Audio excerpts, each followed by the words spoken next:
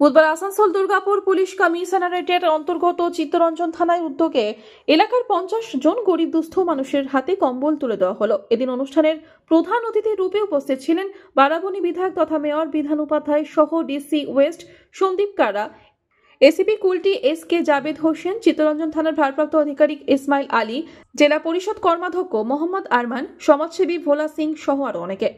এদিন DC West Sandeep কাররা জানান, এলাকায় মানুষের সঙ্গে সুসম্পর্ক বজায় রাখতে এবং শীতের কথা মাথায় রেখে আজ চিত্তরঞ্জন থানার পক্ষ থেকে কম্বল বিতরণ করা হলো।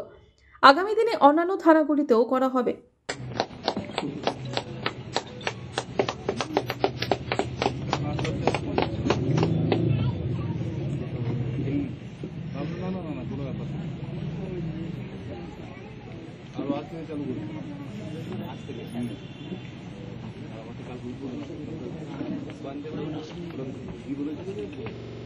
আমার চিত্তরঞ্জন থানাতে একটা কম্বল বিতরণ প্রোগ্রাম হয়েছিল।